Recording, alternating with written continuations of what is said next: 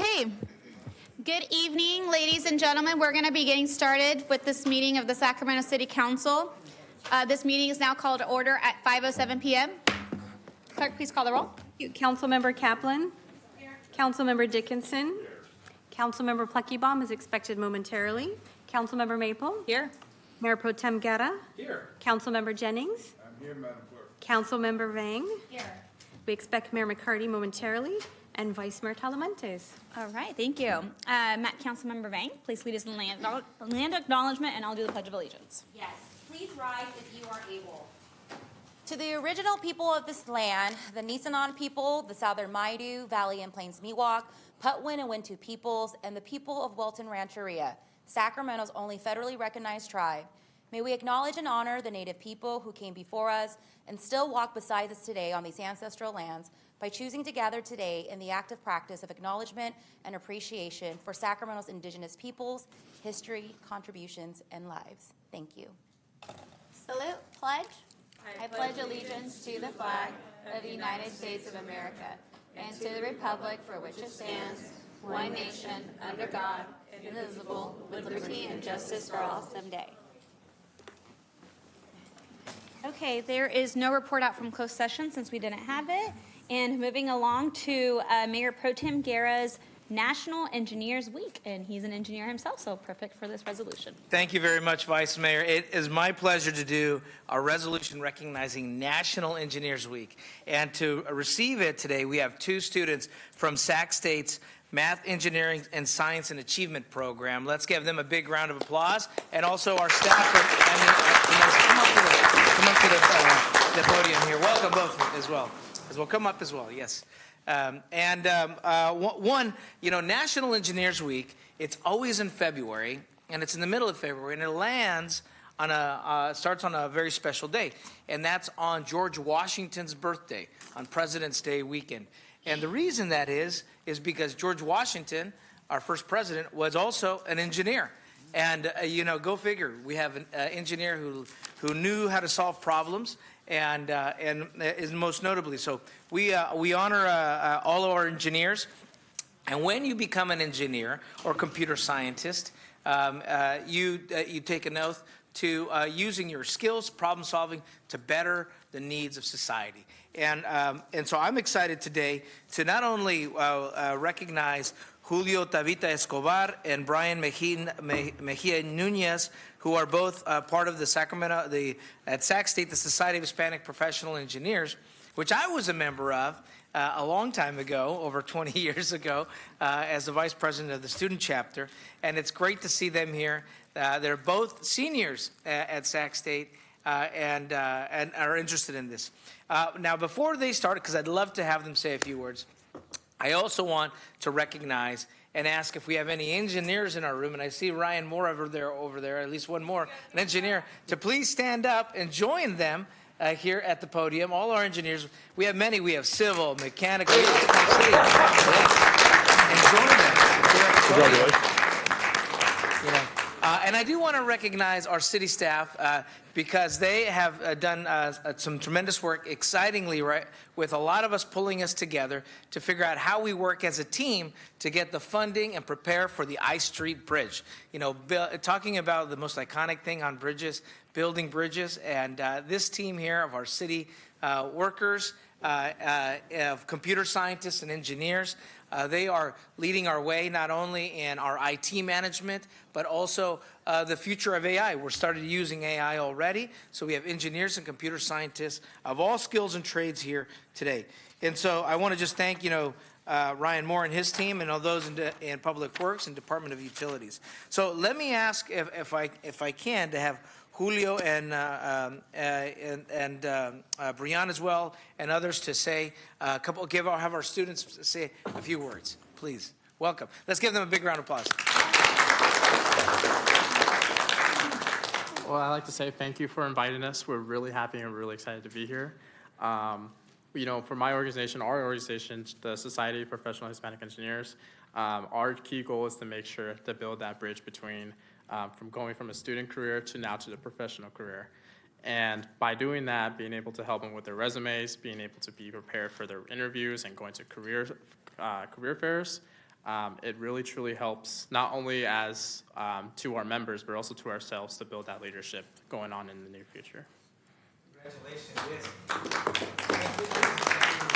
Yeah, so I'm a part of MESA as well, the Math Engineering Science Achievement Program that kind of helps students reach out to other groups through there. Through there, I've joined the entrepreneurial department on campus, the Carlson Center, through Dale Carlson, the guy who used to own the Carlson Center. And I've started a company, and this stuff is like being able to be impactful to the community before even graduating. It's been really impactful to me so far through MESA and SHIP. Yeah. Very exciting, very exciting. Let's give them a big round of applause. But before they get away, tell me what your career, what you hope your career to be in. Yeah, so after I graduate, I'm trying to pursue a IT operations engineering role, hopefully being able to not only hopefully being in-state in California, but also being available to going outside of California for it. Fantastic, yeah. So I'm looking over here at our IT department, yes? We're looking at future careers. How about yourself? Yeah, so I'm hoping to continue the business, right? We're helping autistic children find a voice that makes sense to how their brain works as opposed to forcing them into our language system. And, software engineering to help the most amount of people possible. That's my goal, really. Great. Well, thank you very much. Let's give them a big round of applause. And then, if we can, we'll do a quick photo here with all our engineers who are in the room today. I know sometimes we can be a shy bunch, but when we get to working, we really get to working. So. Awesome. Thank you, Councilmember. And I just want to echo what Councilmember Guerra brought up. Engineer is a family affair, as my husband's an engineer, so special love and respect for what all of you guys do.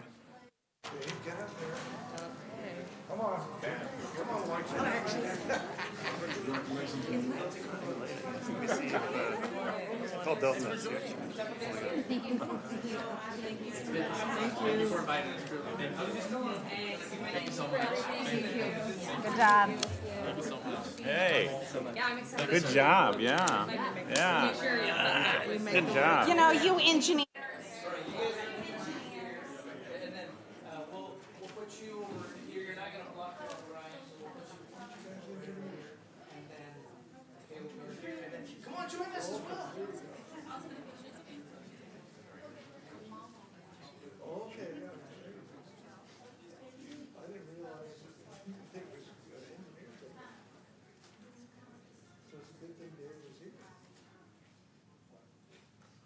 All right, congratulations.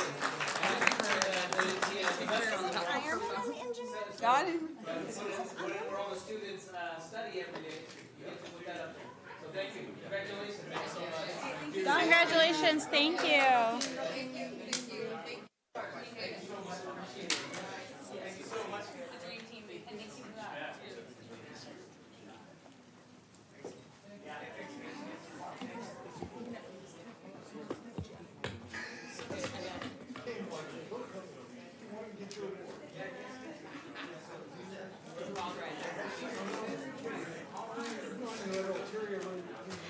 All right, so for public hearings, item number 1 has been continued to March 17th. Item number 2 has been withdrawn.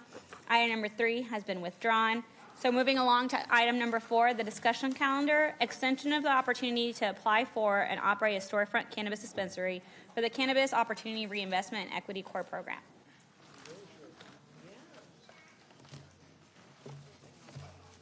Good evening, Vice Mayor and Council. My name is Al Romero-Gibu, Cannabis Manager with the Office of Cannabis Management. And tonight's presentation is related to the storefront dispensary permit opportunities for the city's Cannabis Social Equity Program, also known as CORE. So for some background, the city of Sacramento has storefront dispensaries being the only cannabis permit type with a cap. It currently is at 43 permit opportunities. These permit opportunities are issued only to core participants, and these are opportunities that are in alignment with the RFQ process back from 2021, what is also known as the list. With every permit opportunity that is issued, operators have 5 years to become operational. Once a business permit opportunity expires, the next person on the list would receive that opportunity. Currently, we have one core permit opportunity expiring on April 1st of this year. The core participant has informed the city that they will not be able to meet this April 1st deadline, and they have requested the city an additional one-year extension to complete the project. We are bringing before you two options. The first option is no extension, so this permit opportunity would effectively expire on April 1st, and the next highest scoring core participant on the list would receive the business opportunity. And the second option is a one-year extension, where the permit opportunity would be extended to April 1st of 2027, and the next highest core participant on the list must wait until another opportunity becomes available. I should also point out that if council grants an extension, which will now be for a total of 6 years, staff recommends that this also apply to all new core permit opportunities moving forward. That concludes my presentation, and happy to answer any questions you may have. Great. How many items or public speakers? I have one speaker on this item, Lambert. Lambert is our first speaker on this item. Mr. Davis.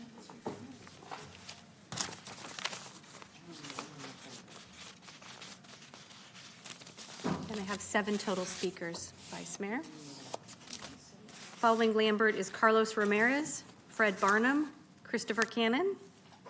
Yes, I was asked to come down and speak on CORE. I'm not directly involved with cannabis, but I am an advocate for CORE graduates because they have had to go through a lot to become qualified.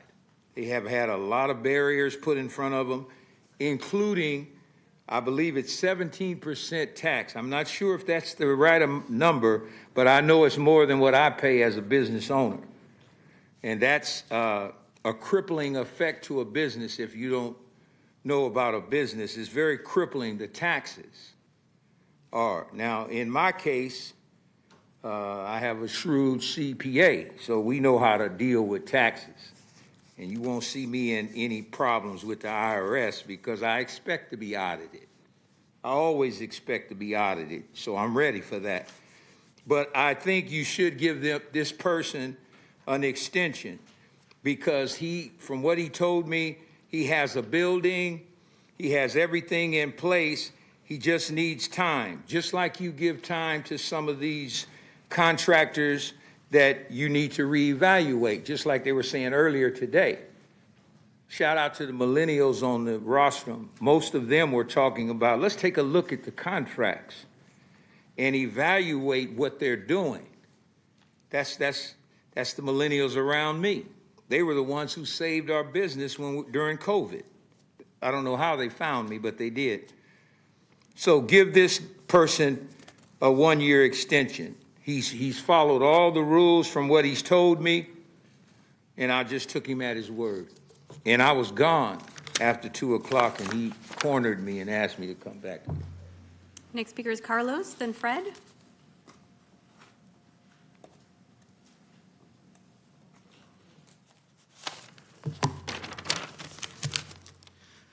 Good evening, members of the City Council. My name is Carlos Ramirez, and I'm here to support my colleague Jarrett Hill in his request for an extension. Now, I want to reassure the Council that I'm prepared to move forward with this project quickly and efficiently. I serve as legal counsel and head of regulatory compliance for GCI Green Capital Investments, which is a vertically integrated cannabis company and in this role, I oversee 10 licenses, 8 of which are here in the city of Sacramento, and this includes all aspects of the market. I've served in this role since 2017, and as such, I'm very familiar with the regulatory and legal aspects of this industry. I want to emphasize that we've secured a location for Mr. Hill's proposed dispensary that has an approved CUP for a storefront. I've also begun the application for a minor modification to this CUP to accommodate his particular floor plan. In addition, I also begun the application for the BOP from OCM, as well as a state license from the DCC. Now, finalizing these applications requires a significant investment in resources, requires us to submit floor plans, odor control plans, security plans, all items that require us to hire other licensed professionals. As such, we've reached an impasse, and we cannot move forward unless we receive assurances from the council that this extension will be granted. I want to note that Jared and I met with OCM back in December to discuss our plan, which OCM supports, but they don't believe that we'd be able to meet the April 1st deadline. And based on my years of experience, I believe this is correct. They informed us that the only way this would work is if City Council were to grant an extension. And if granted, OCM assured us they would work closely with us to move things forward. As such, I respectfully request that the council grant Mr. Thank you for your comments. Our next speaker is Fred Barnum, then Christopher Cannon, then Jarrett Hill.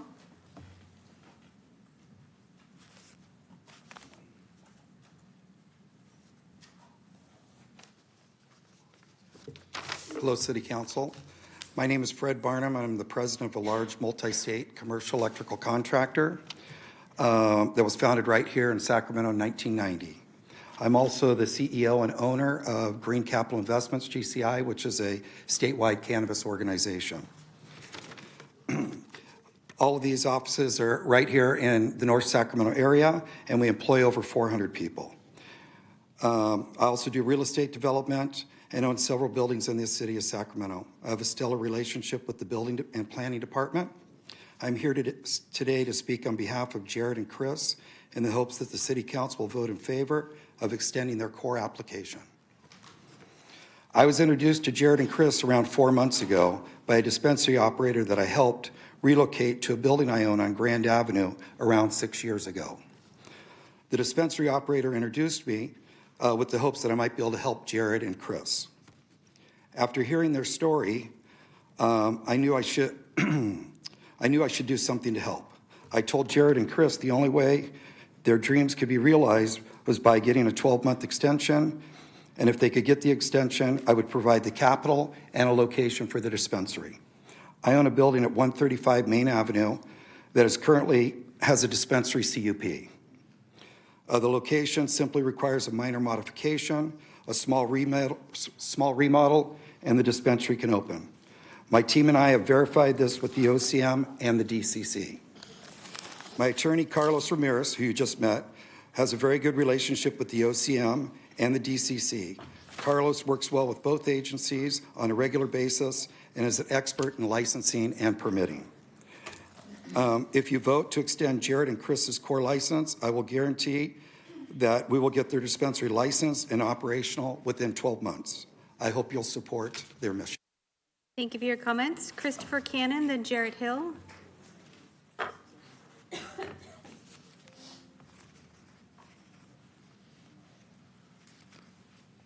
Good afternoon, Mayor and Council.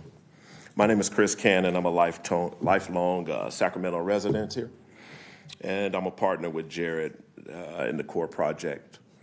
I'm here today to respectfully request an extension for our core license, equity license, to ensure that this project reaches the finish line. This isn't just a business venture for us, it's a commitment to Sacramento core. Jared and I have aligned our resources and reputations to make this a success. We've invested significant personal capital and years of equity sweat because we believe in the intent of this project to create local, minority-owned success stories. So as many of you know, our original site was lost to a devastating fire, and for most, that would have been the end, okay? But we didn't walk away. We stayed in Sacramento, we kept our team together, and we navigated the complex regulatory landscape to find a new path forward with our new partners here. So, throughout this hardship, we've remained transparent with city staff and moved forward with integrity, right? So, we no longer just have a plan on paper, but we've secured a lease, and we're working with the landlord there. We've got our permits and applications in, and it's in the final stages of processing. So we have a dream team together and ready to contribute to this community, which was always our intention. This extension would extend the bridge of just a missed opportunity, but it'll make it a core success story. So thank you for your time here, okay? I appreciate your consideration. I have 3 more speakers, Jarrett Hill, Michael Melton, then Zion Tatis. Here we go again. Good evening, all. I'm proud to stand here before you tonight. I'm humbled, I'm humiliated, I'm infuriated, I'm sad, and I'm speaking from the heart. I can't even read what I was asked to read. I believe in how those people raised me. Henderson and Dorothy Hill in District 2 in North Sacramento taught me to tell the truth. This has been hard, it's been a lot, but we won't walk away, and we won't. We are close. We didn't set that fire at 1511 Del Paso Boulevard on fire. We bought it. Shane Curry, the owner, and his wife agreed to lease it to us and sell it to us at favorable terms, and know we were going to turn that into something that Sacramento can be proud of. And it burnt down. Other buildings in North Sac burning down. Now we found one in District 1. Lisa, thanks for meeting with us. Roger, thanks for coming out, meeting with us. Those of you that had your staff reply, we appreciate it. Brother Jennings, I want to interrupt you at church, but I said I'm going to leave him alone at church, but I'll be there every Sunday. I was in the court program at the Urban League, but Sunday, let the man go to church. So I haven't, but I see you there all the time. I appreciate that. My point is, this 2-minute thing got to change because I be having so much to say. Just know we are earnest, we are honest, our integrity. We're going to make Sacramento proud. Like we bleed 916. We are Sacramento's own sons. Help us get this done and help us bless somebody else. Not only did we offer a $50,000 bond to, if we don't get it done now in this last year after all these things out of our control, then give that money to somebody else. But we are serious, we're ready, and we need your continued support. Thank you for your time. Katie, you good too. Thank you for your comments. Michael Melton, Zion Tatis.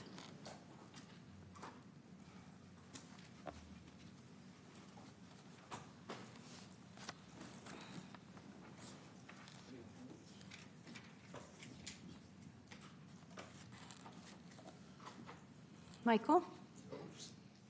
Okay, here I go. Good afternoon. Good evening.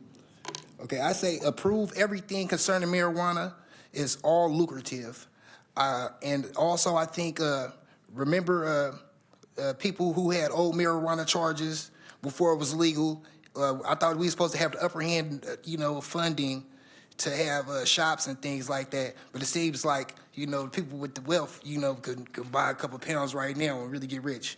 You know what I'm talking about? But, in 1993, I got in trouble. I've been knowing about weed, been selling weed for a long time, but, under the table.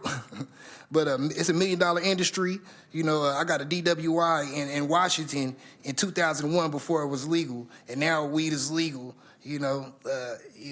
Okay, and it never would have happened today. Excuse me in my Trump voice.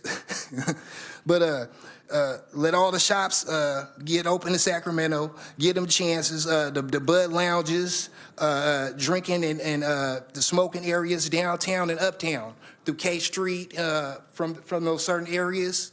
Let's try it. Oakland and the Bay Area, they already got those things going on. In different cities, they already got these things that going on that makes them lucrative.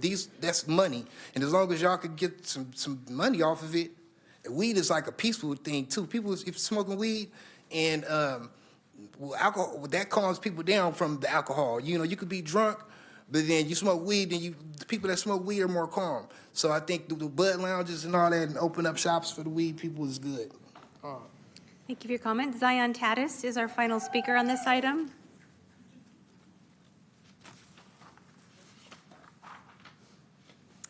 Hi, so my name is Zion Tatis, the founder of Shashamane Institute, and absolutely I support Jared 100%. He's been trying, and for the past, how many years? 5 years. So he's finally getting there to his success. So we really have to support him. It's no brainer. But in the meantime, this is how you know the core actually miserably failed us. So when we fought the core equity, because we wanted to go and look at the budget and how it's even been distributed, there's no, there's no point for Jared to come in here and have, beg for extension, because so far we only, 2-3% of us so far success. So, it is what it is, but we still need more dispensary licenses too, because, like I said, every time we get held back because we're not getting no dispensary licenses now. And then the whole point of the core was to find us fund, to find us resources, which we have resources now, but we don't have the spaces. So, we really need to get it into the business department as well, because right now it's in the finance department. I don't even know why it's in the finance department. It should be moving to the business department. So in that way, it can actually function accordingly. The people us trying to get into the cannabis industry, that systematically we were left behind. So there is no way we're going to be left behind on the cannabis industry, especially Black community. Right now, the core, you really need to go and look at it. What percentage of us, the past 5-6 years, I was standing here when we fought for cannabis equity, we still less than 4% of us license holders. So that means even the mayor, you got to look at it, because everybody has to look at where we're at. So next. Thank you for your comments. Mayor, I have no more speakers on this agenda item. Okay, thank you. Councilmember Kaplan. Thank you, Mayor. Thank you, colleagues. I really appreciate the advocacy of Mr. Hill and the process to allow this discussion to happen on the agenda. I am very supportive of the existing structure that gives our core members the 5 years to open up. I think while it's not in law or really in statute, and that's us, I always think boundaries and timelines are good. What I appreciate here is we're looking at something that it's a force du jour. Mother Nature had her own designs on what was happening as they were going through the process. So I think it's appropriate that we look at items that have maybe a one-time exception, that if we have, wind, fire, Mother Nature, comes in that disrupts the process, that we take the time and handle it on a case-by-case basis. So I don't want this to set a precedent. I want it to set it that if something outside of the control of the business happens, it allows us counsel for it to come. So I am knowing that I know about the fire that happened, because that was in D2. I have met with Jarrett, the business owners. I feel very comfortable of the business plan, knowing that they have a qualified attorney who actually has done this. They know they're in a timeline. I have told them very strictly that this is it. You get one time. I would hope that the council would indulge and give them that 1-year extension, but this is it. You get that 1-year extension to get it up and going, and knowing that he has knowledgeable people on his team that have run these businesses, know the CUP process, know the cannabis permit process, I am comfortable that we adopt a resolution extending the opportunity by 1 year for a new expiration date of April 1st, 2027, and I just want to do a little side flag that we hear how they're doing by December 31st, so we would know if they are going to meet that or not. So December 31st, 2026, I just want kind of a heads up if whether they're going to meet that 1 year or not, because if they're not, I think we could start the process who's next in line. So I would do that, but I would not apply the new opportunity from 5 to 6 years. Keep it at the 5 years, and I would make that my motion. Thank you. Councilmember Dickinson.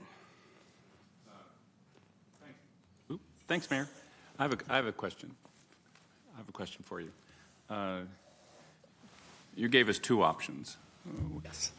One is to give an extension for a year, and treat the others with another year, 6 years, or deny it and go to the next applicant on the list. I'm curious whether you considered the option of grant an additional year, but also let the next person on the list be given the opportunity also to establish their business within 5 years. So, council member, this presentation was specifically about the question around the options for the extension. We did receive some direction to, in the future, specifically after the zoning, to look at some opportunities. But I'll just have Pete. Yeah, thanks, Councilmember. So, as you remember last time when we did the extension for the 3, we also granted 3 permits. And certainly if council wants to give us direction to grant an additional permit, we can come back with a resolution to do so. But what Al was mentioning is we're in the midst of finalizing a market study, which was part of Law and Ledge's direction a couple of years ago to look at additional permit opportunities. So that's why we didn't bring it forward, just because we're in the middle of doing that, and we would bring that forward to council later. But certainly if it's the will of council to go to the next person on the list, we would come back with a resolution to do that. Okay, just not incorporate it tonight, but you want to do it as a separate, if that's the will. If it's the will of council to bring another permit opportunity, we would have to come, I think, again, just so we would have the resolution, if that's the direction. But just know that, we are finalizing the study, and we would have that information for council in the future. Okay, thank you for the response. I would just say I think there are equities here on both sides. And Councilmember Kaplan has pointed out the equities of giving an extension of time to this applicant, but that alone then denies somebody else who otherwise would have been able to pursue establishing their business. And so it seems to me that there are equities associated with being in that position as well. And I don't know how Councilmember Kaplan feels about this, having made the motion, but for my part, I don't have a problem with giving an extension of a year as you have moved. But I do think the equities move in the direction also of giving someone else a chance who's been waiting, and who otherwise, if having this applicant not having met their 5-year deadline, that next person in line is being denied the opportunity to move ahead, which they otherwise would have if we held to the 5-year rule. So for my part, since it wouldn't be incorporated as such in the motion necessarily, I guess, although it could be direction, I suppose, I would favor the motion, but giving direction to come back to let the next person have a shot at establishing their business as well. Is that a substitute motion, or no? Well, let's ask the maker of the motion whether she'd like to incorporate that or not. I am okay having direction, because what I think we need to finish, because we're in the middle of changes with Title 17, and council already gave direction for the next set, that the process may change, and I understand the equity, but I don't want to bring in something that may be set off old standards when we're already bringing in potentially new standards. So if there's any way to expedite the finishing of the market study and bring it to us, because council direction has already been given to expand, and I wasn't sure if we were keeping the same set or we were starting new. I'm just afraid of it opening something that I think is a larger council discussion that I think we should have based off of what the market study and the changes in Title 17 are bringing. Because Title 17 may expand the opportunities where CUP is versus the current structure we have now. I think we should have the results or the final market study by the time we bring back Title 17 in April. So I think we could bring those together if that's what council I would like to bring, I'm okay with direction being given as part of my motion when that comes, that this is part of the discussion of how many more potential licenses we want to give, because I think it's important, if you look at the current CUP process and where they can go, it's much restricted, where Title 17 is potentially expanding those opportunities.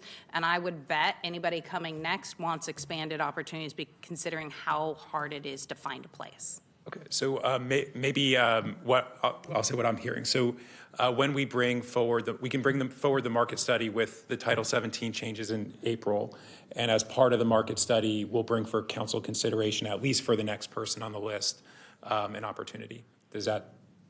Well, that tiptoes up to the water's edge, but it doesn't actually walk into the water. I mean, so because what I was suggesting is that we give direction tonight to let the next person move forward, not have the hope of that when the study comes back. Correct. We would need to bring, for the next person to get an opportunity, we would need to bring a resolution for council to vote on. So this is a question of when.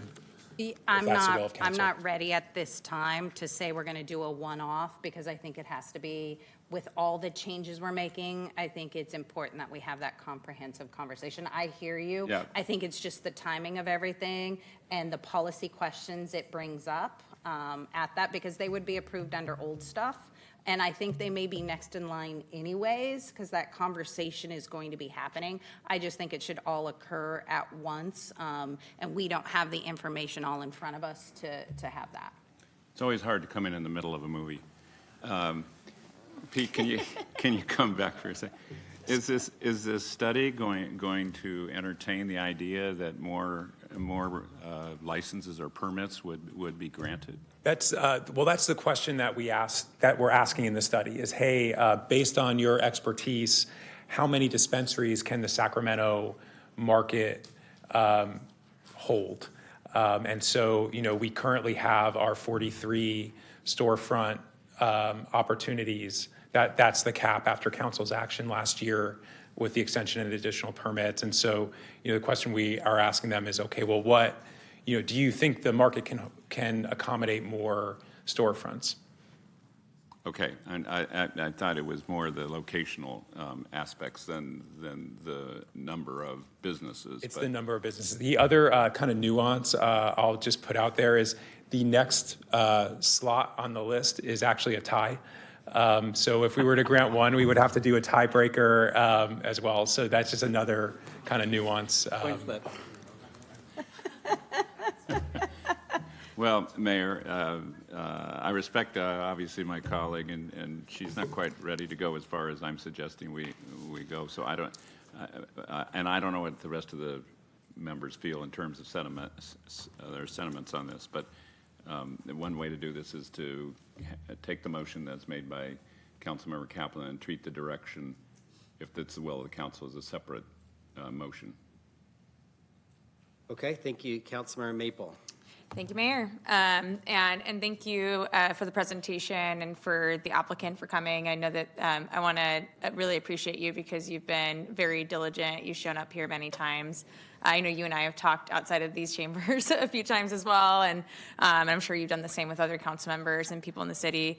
For me, a few things. One, we know it's really challenging for anyone to open up a dispensary in this industry, and especially under the regulatory structure that's not just in the city, but at the state as well. There are a lot of layers, a lot of rules you have to follow, a lot of things you have to pay for, a lot of things that can come up in the process of getting, a conditional use permit that you didn't expect, a pipe burst, something else. In this case, a whole building burned down. And I think that is something that's just completely outside of your control, and absolutely would fall in line with a reason for us to grant an extension. So I will absolutely be supporting that, and obviously seconded the motion. And then I just wanted to add the layer that it's even more challenging for our core applicants to do this than the average person who might be trying to open up a dispensary because of the barriers to funding. it's very, very difficult to get your project funded in the cannabis industry. You don't have access to normal banking in the way that a normal business would do. You can't go to the bank and say, give me a loan. You got to figure out how it's going to be funded some other way. And then when you don't have traditional access to those revenue sources, it's even harder. So I just want to say that because yes, it does. We've had to do a couple of these now, of these extensions for core applicants, and I think that really speaks to how challenging it is for those who are in the program to navigate it with the additional barriers of being in a core applicant. And so I just want us to keep that in mind. And I just want to appreciate all the work that you put into this. So obviously I'll be supporting this. On the broader question of additional licenses for dispensaries, I think it's no secret to anyone on this dais or in this audience that I am always a very big proponent of more of this, and have even said that I think I don't think it should be the city's role to artificially cap it at all. I think that the market should drive it just like we do almost any other business. However, that is not the predominant opinion on this council, and maybe that's true also in the community. And so with that view in mind, I would say a little like historically on this council, it's been very contentious, the idea of adding more licenses, even if it's 1 or 2 or 5, or so it's wouldn't be something that we probably would do like offhand in this. It would have to be a bigger discussion. So I actually support Councilmember Kaplan on that, because we want to make sure that everyone's comfortable with, you know, the amount that we have, the reason why we're doing it, whether or not it matches up with the studies that we have in place, and so on. And so just I thought that context would be important. So with that, thank you. Okay. Thank you. So we do have a motion and a second. Motion did not change. Okay. Okay. Further comment? Seeing none. All those in favor, please say aye. Aye. Any noes or abstentions? Seeing, hearing none. Item passes.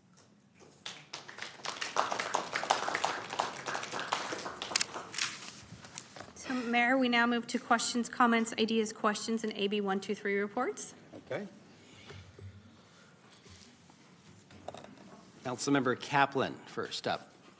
Thank you, Mayor. I just want to invite everyone, not this Saturday, but next Saturday, we have our North Natomas Kite Festival, which is in the North Lake Community Park, which you've ever been by it. It's next to I-5, so it is the perfect windy place. So come out, bring your kite.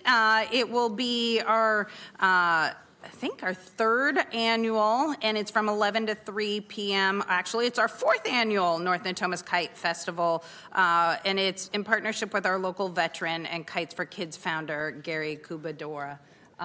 So come on out, put it on your calendar. Councilmember Guerra. Thank you very much. I wanted to mark everyone's calendar for next week, and I'll make another announcement next week, March 11th. The city manager is going to be doing a town hall in conjunction with myself and Councilmember Pluckybaum at the Coloma Center, and so we encourage everyone to come out there. We'll be out there at 5 o'clock, and opening remarks will be around 5:30. So I encourage people to come out for the little welcome to the city manager at the Coloma Center. Thank you. Councilmember Vice Mayor Talamantes. Thank you, Mayor. I have my annual town hall tomorrow at Natomas High School at 5:30. So if you are in the neighborhood, please come on by and say hi. Thank you. Councilmember Maple. Thank you, Mayor. Two exciting announcements. First one is we are having a groundbreaking ceremony for our Mangan Park Tree Nursery. So this project has been in motion before my time in office, and I want to give special thanks and appreciation for former Councilmember Jay Chenier, who really helped get this over the finish line. I believe our former Assemblymember McCarty may have contributed financially to this project as well, but it's taking a old dilapidated lot near Mangan Park that has long been an eyesore and an issue for the community, and turning it into a beautiful tree nursery and park. They will be growing vegetables and fruits that they will then be giving out to the community. They'll be employing people who have formerly been incarcerated and teaching them job skills. It's so exciting. We can't wait. So that is March 12th from 9 a.m. to 11. It's going to take place at 1920 34th Avenue. We invite the community to join us. We're so excited to break ground. And then also I would like to invite everyone to our District 5 Town Hall. It's going to be on March 18th from 6 to 7:30 p.m. at the Oak Park Community Center. So come by, say hi, get your questions answered. Thanks. Thank you. City Manager, do you have a report? Yeah, thank you, I do. So I would like to announce that staff, we're going to conduct a pothole blitz here in the city. So if you could work with your constituents to get a list of locations, staff is going to be following up with you in the next week or two so we can get a list of streets. It's been one of the most consistent things I've heard on my ride-alongs are the potholes. Now, we're not going to mill and pave over any streets. We're just going to focus on potholes. So if you could work with your constituents so we could launch that in the next 2 weeks, that would be great. Excited. I like the name. Good. So Mayor, Thank you. I have 11 speakers for matters not on the agenda. Shall we take those now? Yes, please. Perfect. Michael McKenna is our first speaker. Following Michael is Leah Heinz, David Weitzel, Rick Locke. Is Michael here? He stepped out. Yeah, he'll be right back. Lena. Following Lena is David.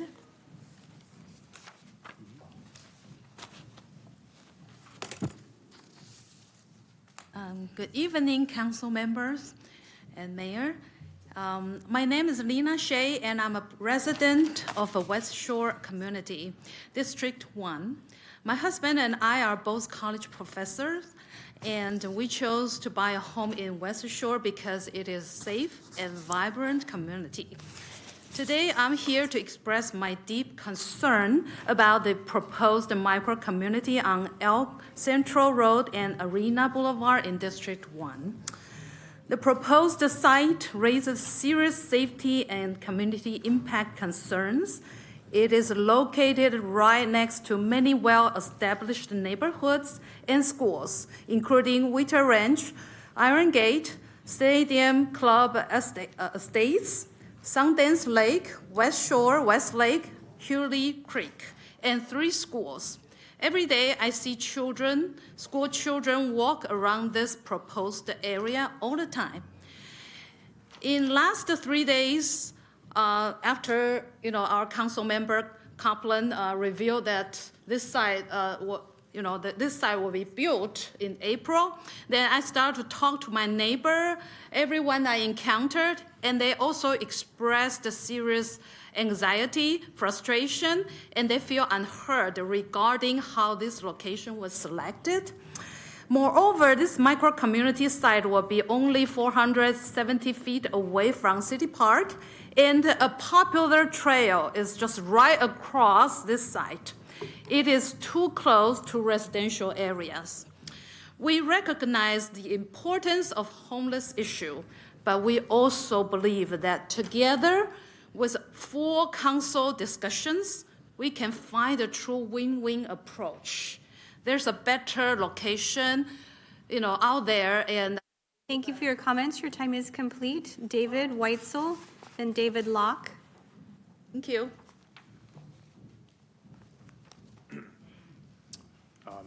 Council, Mayor, speaking on behalf of the microcommunity in Natomas that's being proposed, this is, like Lena said, it's within 500 feet of a city park. As far as I understand, the city's not abiding by its own rules in terms of placement with this. This is also not best practices. There are no bathrooms inside each unit for these people. What are they supposed to do when it's inclement weather, whether it's freezing cold, whether it's raining, whether it's 105 degrees? There's also no running water in each unit, so washing dishes is going to be an issue. No full kitchens. Restaurants are, few and far between in that area. There's no public transportation that's within about a mile. The only grocery store is one of the more expensive grocery stores in the Sacramento region. They're going to allow up to, I've heard there could be up to 40 dogs, which could be a huge nuisance to the mobile home park stadium club estates. Most importantly, the city's got a structural budget deficit coming up. And what happens to this community if and when funding for the contracted services dries up? This is a huge concern for the community, huge concern for the residents. There's also a more appropriate site. So for all these reasons, and backing or adding to that, Councilmember Kaplan's has a proposal to make a few changes, removing the city manager's authority to award up to $5 million contracts to combat homelessness, and to stay contracts that are currently in place. I implore you to at least put this up for a vote.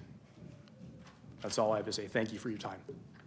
Thank you for your comments. Rick Locke, then Michael McKenna. The amazing Rick. I return. Good evening, Mayor and council members. I am a fiduciary by profession. My daily work requires me to operate under what the law calls a prudent person standard. That standard is simple. A fiduciary must manage resources with the same care that a prudent person would use when managing their own serious financial affairs. California law applies the exact same expectations to public officials. Council members are trustees of the public treasury and stewards of public trust. The question before you is therefore not political, it's fiduciary. Would a prudent person delegate millions of dollars of public spending authority without clear oversight, without competitive safeguards, and without routine reporting back to the body responsible for protecting public interest? A prudent person would insist on transparency. A prudent person would insist on oversight. A prudent person would insist on accountability. This is not opposition. This is stewardship. I respectfully invite this council to demonstrate that stewardship by bringing Council Member Kaplan, Vice Mayor Talamantes, and Council Member Jennings' proposal before the City Council as soon as possible. Let it be discussed openly. Let it be evaluated carefully. Let the public see that Sacramento governs with ethical clarity and fiduciary responsibility. Thank you again for your time and your service. Peace out. Love you all. Speaker is Michael McKenna. Then I believe it's Rosie Lair. Hello, Michael. My name is Michael McKenna. I live within a short distance of the proposed homeless park. 70 years ago, I saw my 2-year-old brother get hit by a car, and he was almost killed. He was severely brain damaged, spent a year in a coma. So I know full well there are some vulnerable people in our society that need help. But this project is just wrong.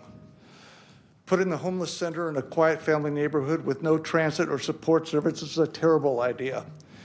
In the city's pictures, it shows feeble old women surrounded by beautiful open fields. This is a lie. On the other side of that fence is a wonderful, clean, quiet senior mobile home park. Their lives would be greatly impacted by all the people and their dogs right over a short fence from them.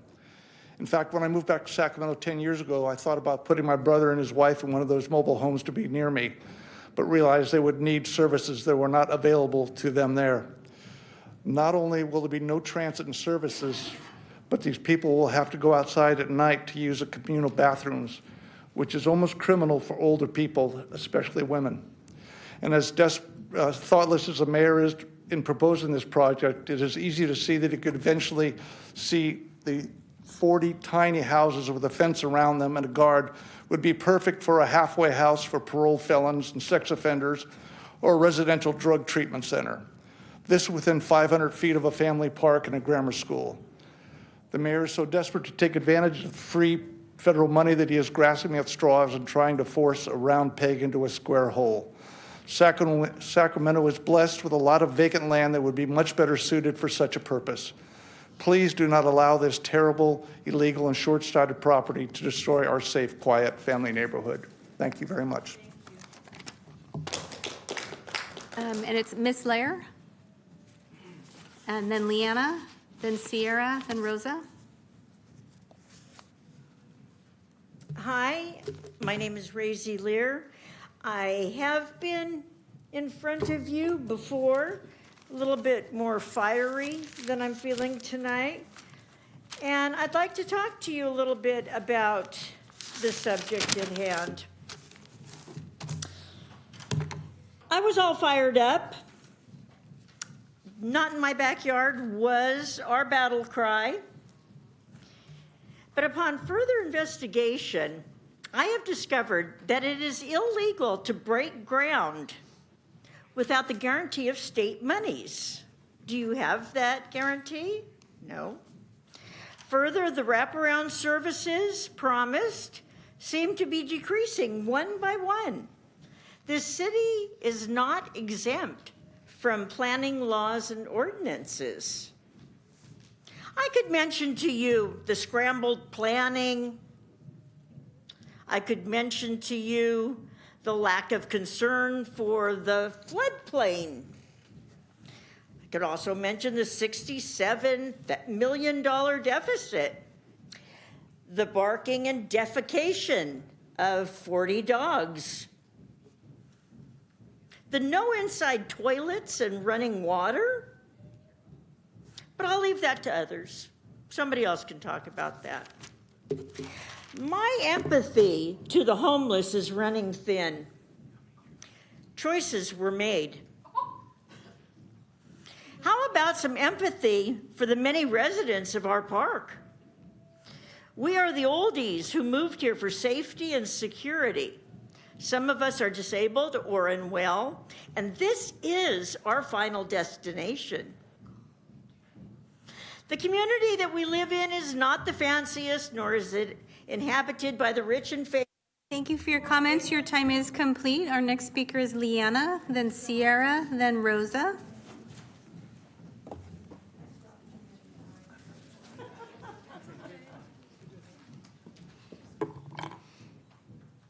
Phil, Kevin, am I going to get any eyes today? A glance. That's it. Thanks for actually looking at me, Phil. Thanks for looking at me, Kevin. It's nice to know sometimes you guys actually pay attention to what we're saying. Sometimes. Not all the time. Clearly. Very rarely. I do not agree with most of you on your opinion about the homeless project, I gotta be honest, so don't worry about clapping for me. But you guys need to give the TP back. You made promises after you broke the Native American Religious Freedom Treaty. You had no problem taking a TP. No problem. And then having them register it as a TARP, which apparently one of you ordered. And so you look like a fool, Phil. You look like a fool. You said it would be amazing if it took a week. And yet the TP, which is logged in as a TARP, is still being held by SAC PD. We need the TP back. This is American Indian Freedom of Religion Act, and you all are really not going to be happy with the results if you guys don't get the TP back. Lawsuits are not very fun, and you guys are already kind of fucking broke, right? So maybe let's not. It's just an idea. Maybe we actually fight for our people. A number of you do. And a number of you have empty promises and do things that go against us.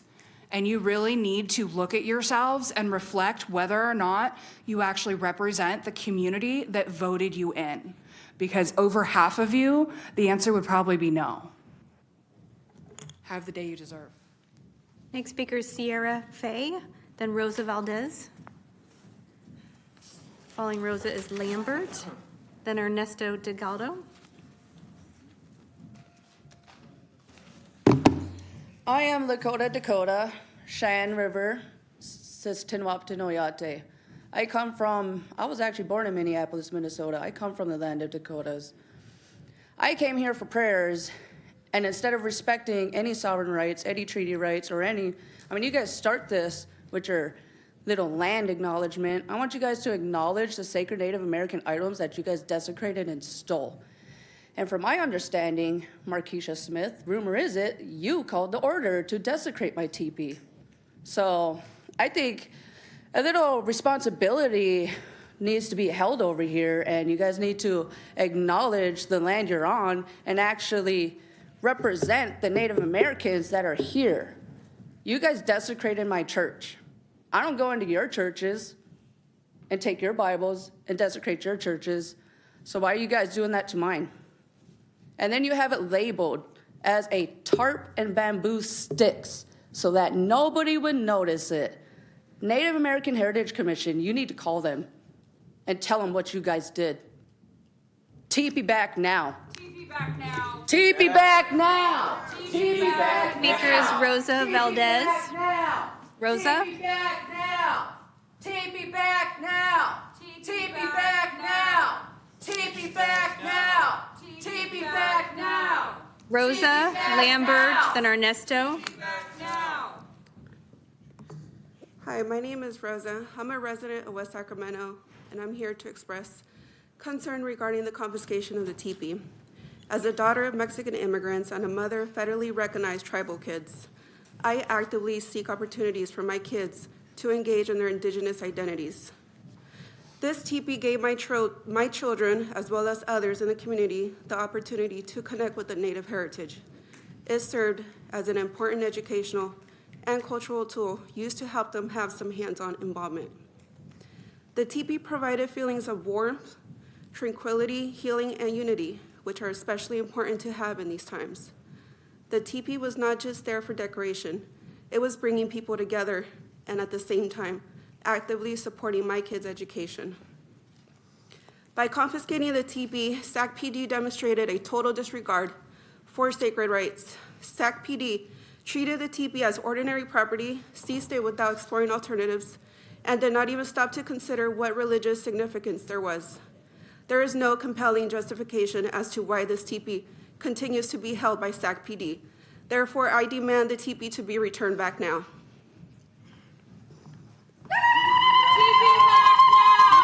Next speaker is Lambert. TP back now. TP back now. Mr. Davis. TP back now. TP back now. TP back now. TP back now. TP back now. TP back now. TP back now. TP back now. TP back now. TP back now. TP back now. Following Mr. Davis is Ernesto. Mr. Davis?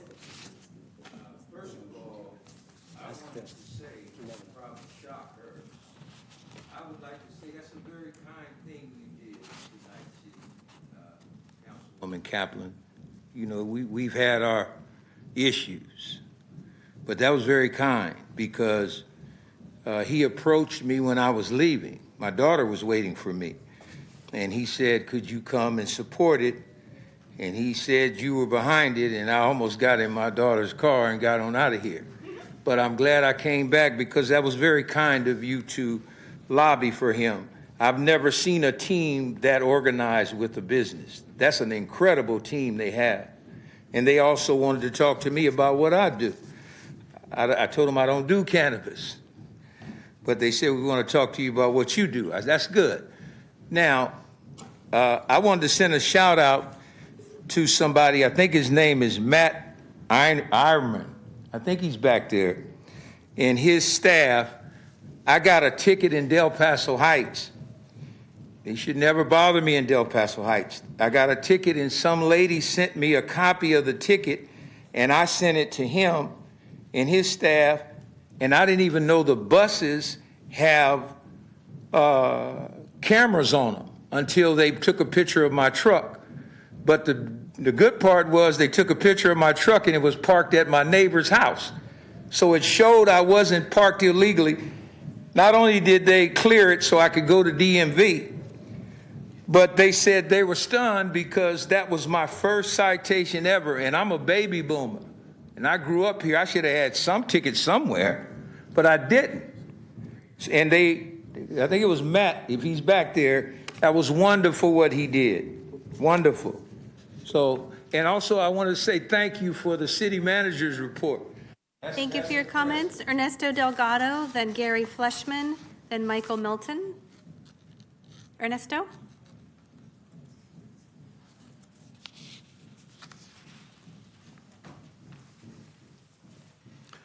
Hello, Mayor and Council, and City Manager and City Attorney's Office.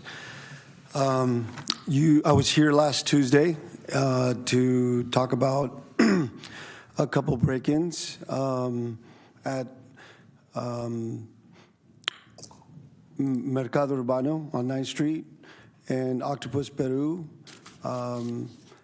This was last Sunday night, Monday morning, early Monday morning. There was two break-ins the same night, and I'm here again today to speak to you all because we were broken in again, La Cosecha. This last Sunday night, Monday morning, and I always have a great attitude about, it's just kind of part of business, but it not only hurts my enthusiasm and the love that I have for just pushing forward sometimes, which I will keep doing, yet it does affect and hurt the businesses. When these doors and windows are broken, costs thousands of dollars. It's really difficult to claim for the insurance because of the deductible. And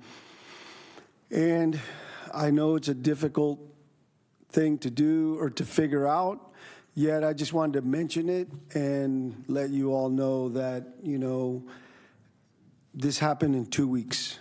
And hopefully we can all figure out what can be done. Thank you. Gary Fleshman.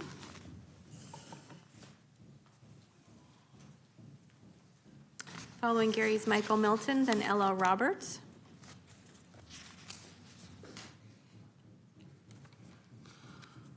Good evening, Mayor, Vice Mayor, and City Council members. My name is Gary Fleshman Kubadera. I grew up in Sacramento in the Del Paso Heights area for the first part of my life, and the last 17 years I've actually lived in the West Shore development. First off, I want to say thank you to Mr. Brian Pedro. He took 2 hours and talked things over my concerns about policies and stuff that were being proposed for the micro community in North Natomas. I think we all believe that we share the same goal: safe, humane, and sustainable housing solutions in our seniors in our city. A couple of things that we actually talked about was, possibly forming a neighborhood complaint board, so that way when there's stuff going on, the people around us can actually have some input about it. But I'm also a disabled U.S. Army veteran, so, I talked about ADA accessibility, the preference for veteran preference for up to 50% of the small homes, possibly making this only a female residence. One of the big issues, as you've probably heard, is security, the fencing, the issues of sex offenders, as well as violent felons in this small home community, as well as background checks. And one of the things I was really encouraged about, originally they came out with 40 pets, and after talking with him, his latest statistic was 15 pets instead of 40, which I thought was a big step in the right direction. One of my requests tonight is simple. There's an alternative proposal that has been submitted by Lisa Kaplan. I respectfully request that proposal be placed on a city agenda as soon as possible so it can be reviewed publicly and evaluated alongside the current plan. It's my understanding this other site already has existing infrastructure in place, so it would be a great opportunity to save some money and possibly plan not just small home community, but also affordable housing in that area. And my second reason why I came to you is, my name is Gary Fleshman Kubadera. Thank you for your comments. Our next speaker is Michael Milton, then Ella Roberts. I left you some. Thank your comments. Your time is complete. Thank you. Michael. Following Michael is Ella Roberts, then Deanna Gold, then Fago. I have 4 more speakers. All right, good evening. Hey, Mr. Mayor, okay, I see you on TV, and I seen that you are building those tiny homes. And instead of doing the tiny homes, why don't you just build apartments, man? Why don't you just build apartments? Why don't you make something stable? Why waste the money? It's a waste of money, man. Why something that you're gonna have to tear down? Why something with no bathrooms? Why make that parking lot? Why take that parking lot? Why not take the county, the welfare department is about to close on the 24th?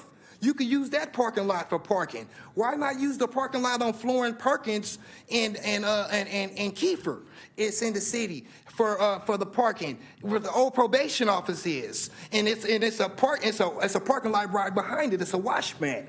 You know, where it was a car wash, and it's abandoned land right there, and nobody's doing nothing with that. But it was the probation, and it's plenty of places to park. Man, I still ain't got my RV back. I still don't got no housing. But you guys are making places for the 55 and up. Why is everything based on 18 to 25? What about the people in between there? Why is everything 55 and up? I'm not 55 and up. Okay, I'm 44, and I'm divorced, and I got 8 kids and child support, and I'm homeless. And I'm trying to get back on my feet. My RV's gone. I went to jail for something I didn't do. I got found not guilty, but guess what? I'm back in the streets taking care of my kids and doing everything that I'm supposed to do. But child support didn't take the days off that I was in jail. The 60 days that I was found not guilty was up in there. They didn't take that off. I'm buried in it. I need help. We need help. But instead of making things, little box homes, build apartments, man. Build apartments. I think that'd be a lot better, and it would be more lucrative and save more money, or you know what I mean, instead of wasting money. All right, I'm Michael Melton, and please help me out get my RV, man. I can't get my RV. Mr. Pizzo said he was gonna try to get it. Thank you for your comments. L.R. Roberts is our next speaker, then Deanna Gold.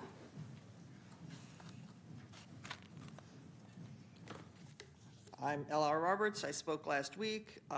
Katie Maple, staff person, spoke with me about these threats and thefts. He was fortunately on the phone when the local thief threatened me for reporting his license, and since then, the man has threatened and stalked another elderly disabled neighbor. If you'll remember, last week 911 was uninterested in this issue. 3 neighbors have spoken to me in the last week, and they have reached their limit.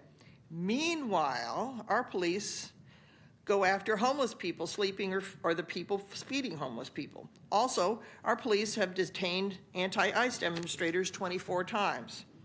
But we are a sanctuary city. I support the return of the teepee. I pay taxes. And to have innocent people harassed with zero help with violent threats near our families is not okay. Deanna Gold, then Fago. Deanna? Is Deanna here? No Deanna? So Fago? So I want to start off talking about the TP issue. You know, we talked to you already before about it, and there were some promises made that there would be some stuff done. We were told we should have the TP back by the end of the week. That was 3 weeks ago. There's still no TP back. We're still fighting for that. We've also been told that there was going to be some pressure put on the police to back off of us. But since that conversation, the police have made us take away our porta potty that we were using so that we could keep sanitation around where the protest is at the ICE facility. We've had multiple arrests by SAC PD, harassment by SAC PD. So I'm wondering, you know, we've been trying to have faith in the city council to, you know, actually keep any of their words. But that's not what it looks like is happening. Instead, the harassment by PD has increased. There's been arrests, and some of our property is still being held, including the teepee, which, let's be clear, that was a sacred item. A sacred item, a sacred artifact in use for a religious ceremony. A religious ceremony to honor the people that have been killed by ICE. They weren't even allowed to finish their ceremony before Sacramento police destroyed their teepee. Using laws that you use against the homeless. And that brings me to my other point. Just last week, we're out here feeding like we've been doing with Community Dinner Project since 2014. And you know, the city council likes to say they have compassion and they care about their community, but then why were we being harassed last week for feeding people here at City Hall? You know, I don't know if maybe your city manager isn't doing their job and relaying your desires to the police department since they're the ones that has the call on what the police do, or if the city council is just full of shit and like shining us on like I'm used to. Have a good day. So Mayor, you have no more business to come before the city council.